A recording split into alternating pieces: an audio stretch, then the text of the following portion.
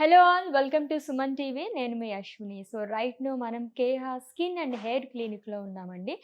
Right now మనతో పాటు ఉన్నారు డాక్టర్ దుర్గా కళ్యాణి గారు. మ్యామ్‌తో మాట్లాడి హెయిర్ ట్రాన్స్‌ప్లాంటేషన్ గురించి తెలుసుకుందాం. Hello ma'am. హలో అండి. చాలా మందికి హెయిర్ ప్రాబ్లమ్ అనేదొస్తుంది. హ్మ్. ఏజ్‌తో అయితే సంబంధం లేదు. చాలా మందికి గ్రే హెయిర్ వచ్చేస్తుంది. చిన్న హ్మ్. వయసులోనే చాలా మంది.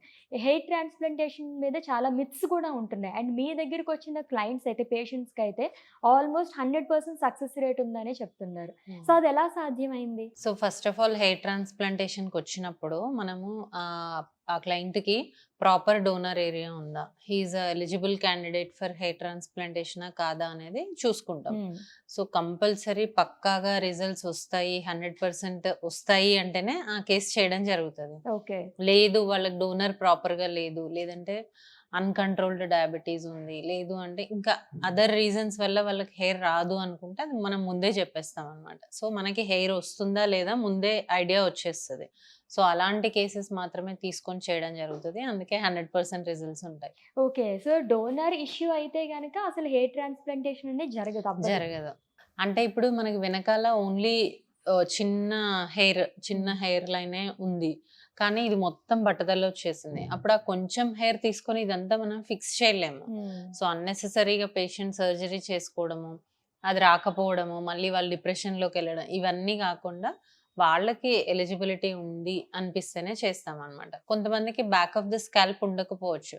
కానీ బియర్డ్ హెయిర్ చాలా బావుంటది. హ్మ్. బాడీ హెయిర్ చాలా బావుంటది. అలాంటప్పుడు అది గూడా జేస్తాము. ఇంకా ఆప్షన్ కూడా లేదు అన్నప్పుడు చేయమనమాట. ఓకే. అందు గురించి మీకు 100% 100% సక్సెస్ యాహ్! రేట్ అనేదొస్తుంది. ఓకే. జనరల్‌గా హెయిర్ ట్రాన్స్‌ప్లాంటేషన్ అనేది ఎవరికి చేయించుకుంటే అంటే ఏ స్టేజ్‌లో ఉన్న వాళ్ళకి మీరైతే సజెస్ట్ చేస్తారు? జనరల్‌గా మేల్స్‌కి 7 గ్రేడ్స్ ఉంటుంది హ్మ్. బట్టతల అనేది. అంటే ఓన్లీ సైడ్స్ పోవడం నుంచి ఎంటైర్ ఏరియా పోవడం అనేది ఉంటది.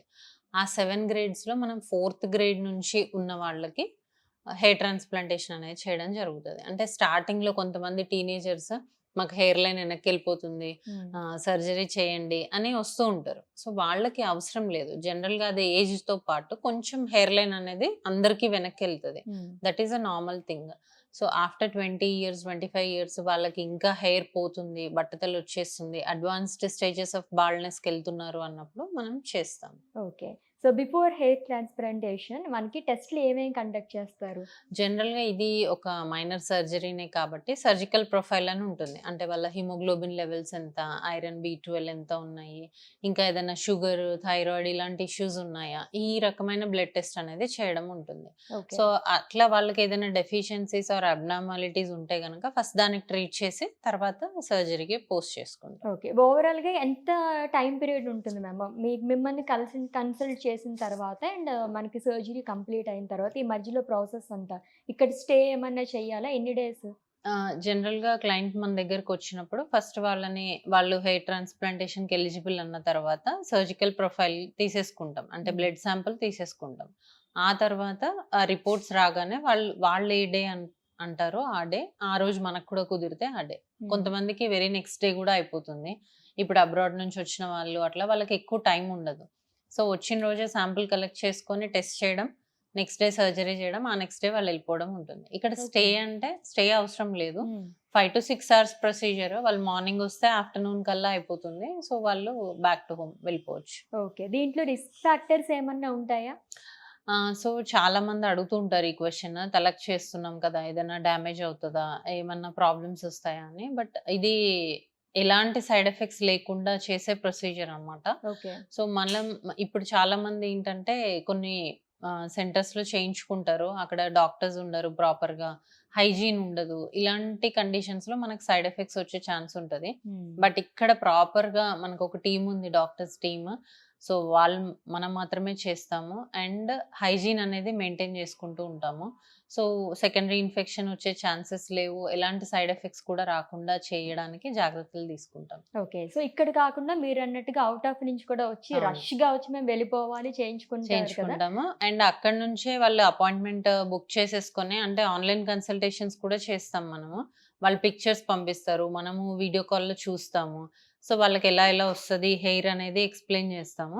ఇక్కడికి రాగానే ఒకరోజు blood test and next day surgery అలా. ఓకే. సో, ఎక్స్‌ట్రా కేర్ ఏమన్నా అవసరం ఉంటుందా మ్యామ్? ఆఫ్టర్ అంటే చాలా మంది అనుకుంటారు గదా! హ్మ్. సో, హెయిర్ ట్రాన్స్‌ప్లాంటేషన్ మేము చేయించేసుకున్నాము. ఇంక మాకేమీ కాదు అనుకునే వాళ్ళు చాలా మంది ఇంక కేర్ తీసుకోరు అప్పటి నుంచి. అవును. సో, అలాంటి వాళ్ళకి మళ్ళీ మనకి హెయిర్ లాస్ అయ్యే ఛాన్సెస్ ఏమన్నా ఉంటాయా? లేదు. యాక్చువల్‌గా కేర్ తీసుకోవడం స్పెషల్‌గా దానికేం అక్కర్లేదు. ఫస్ట్ 1 వీక్ మాత్రం మనము బయట పొల్యూషన్ ఎక్స్‌పోజర్‌కి వెళ్తూ ఉంటే క్యాప్ అది మెయింటైన్ చేయాల్సొస్తది. ఆ తర్వాత ఎవ్రీడే 2-3 మినిట్స్ పని మాత్రమే ఉంటది. లైక్ కొంతమందికి మనం మినాక్సిడిల్ గానీ, లేదంటే oral supplements like multivitamin tablets కానీ పెట్టడం జరుగుతది. సో, అప్పుడు ఆ టాబ్లెట్ ఏసుకోవడం, ఆయిల్ పెట్టుకోవడము అంతే. ఇంకా అంతకన్నా మెయింటెనెన్స్ ఏముండదు. ఓకే. సో, నాకు తెలిసిన వాళ్ళే చాలా మంది ఇలా హెయిర్ ట్రాన్స్‌ప్లాంటేషన్ ప్రాసెస్‌లోని కళ్ళు తిరిగి పడిపోవడం, హ్మ్. వామిటింగ్స్ అవ్వడము. హ్మ్. సో, చాలా సేపు వాళ్ళు అంటే కాన్షియస్‌లో లేకపోవడం వంటివి జరిగినాయి. అంటే దేని గురించి ఇది? అంటే అందరికి ఇలానే ఏమన్నా జరిగే ఛాన్సెస్ ఉంటాయా? సో, యాక్చువల్‌గా మనం హెయిర్ ట్రాన్స్‌ప్లాంటేషన్ చేసేటప్పుడు లోకల్ అనస్థీషియా అనేది ఇవ్వడం జరుగుతది. హ్మ్. అంటే బ్యాక్ ఆఫ్ ద స్కాల్ప్ ఎక్కడి నుంచైతే హెయిర్ తీస్తున్నామో అక్కడ ఇవ్వడం జరుగుతది. ఎవరైతే హైపర్‌టెన్సివ్, డయాబెటిస్ పేషెంట్స్ ఉంటారో వాళ్ళకి మనము ఇట్లా అది పడుతుందా లేదా అని చెక్ చేయకుండా ఇచ్చినప్పుడు కొంతమందికి ఆ సైడ్ ఎఫెక్ట్స్ వచ్చే ఛాన్స్ ఉంటది. హ్మ్. మనం ఏం చేస్తామంటే మనం ఇచ్చే మెడిసిన్ అంతా వాళ్ళకి పడుతుందా లేదా ముందే టెస్ట్ చేస్తాం. ఓకే. సో, ఆ తర్వాతనే మనం సర్జరీ స్టార్ట్ చేయడం ఉంటుంది. దానివల్ల ఈ సైడ్ ఎఫెక్ట్స్ అన్నీ మనం లేకుండా చేయొచ్చు. ఎగ్జాక్ట్‌గా మనకి హెయిర్ ట్రాన్స్‌ప్లాంటేషన్ కాకుండా ఇంకేమన్నా టెక్నిక్స్ ఉన్నాయా హెయిర్ గ్రోత్‌కి? సో, ఇప్పుడు ఇందాక మనం అనుకున్నట్టు టీనేజ్‌లో ఉన్నవాళ్ళు, చిన్న పిల్లలు వాళ్ళేంటంటే కొంచెం హెయిర్ వెనక్కెళ్ళిపోగానే వచ్చేస్తారు. హ్మ్. మాకింకా హెయిర్ పోయింది, హెయిర్ ట్రాన్స్‌ప్లాంటేషన్ చేయండి అని. సో, అలాంటి వాళ్ళకి అంటే డిఫ్యూజ్‌గా కొంతమందికి ఫీమేల్స్‌కి కూడా హెయిర్ లాస్ ఉంటది అవును. జనరల్‌గా. సో, అలాంటప్పుడు మనము PRP treatments, growth factor treatments ఇవ్వడం జరుగుతది. ఓకే. సో, ఈ హెచ్‌టీ అయిపోయిన తర్వాత, ఈ సర్జరీ అయిన తర్వాత గూడా కొంతమందికి ఎవరికైతే చాలా వెరీ థిన్ హెయిర్ ఉంటదో వాళ్ళకి కూడా మనం ఈ ట్రీట్మెంట్స్ అనేది సజెస్ట్ చేయడం సో, జరుగుతది. బిఫోర్ హెయిర్ ట్రాన్స్‌ప్లాంటేషన్ పీఆర్‌పీ కూడా చేస్తారా? బిఫోర్ కాంబినేషన్‌లో కాదు. ఉంటుందా? ఆఫ్టర్. ఆఫ్టర్ చేస్తారు. After okay. 2 మంత్స్ వాళ్ళకి ఇంకా థిన్ హెయిర్ ఉన్న వాళ్ళకి లేదు డోనర్ సరిగ్గా సరిపోలేదు. అలాంటి వాళ్ళకి మనం ఈ ట్రీట్మెంట్ అనేది స్టార్ట్ చేస్తాం. After okay. 2 మంత్స్. హ్మ్.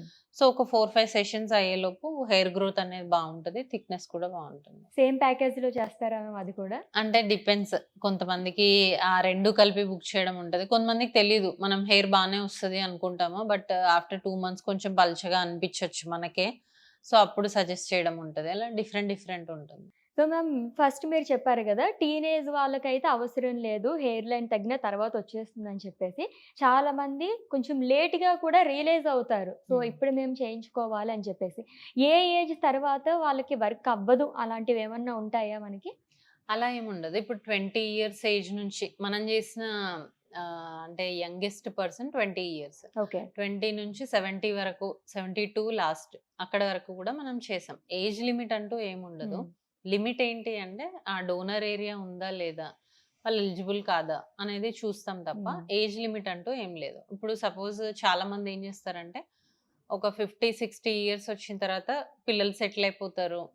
వీళ్ళు గూడా రిలాక్స్ అవుతారు. కొంచెం అఫోర్డబుల్‌గా ఉంటారు. సో, అలాంటి వాళ్ళు ఏ ఏజ్ గ్రూప్‌లో అయినా చేసుకోవచ్చు. అలా ఓకే. వస్తారు చాలామంది. ఓహ్! సో, అలా వచ్చిన వాళ్ళు కూడా చాలా చాలా మందే మంది ఉన్నారు. ఉంటారు. Fine. Yeah! Okay ma'am. Thank you so yeah! Much. Yes. చూసారు కదండీ! సో, హెయిర్ ట్రాన్స్‌ప్లాంటేషన్ ఎవరైనా చేయించుకోవాలనుకుంటే గనక చాలా మిత్స్ ఉంటాయి. చాలా డౌట్స్ వచ్చేస్తూ ఉంటాయి వాళ్ళకి. అలాంటి వాళ్ళందరికీ వన్ స్టాప్ డెస్టినేషన్ మన Keha skin and hair clinics. So, మీకు ఇంకేమైనా డౌట్స్ ఉంటే గనుక for any queries just contact us.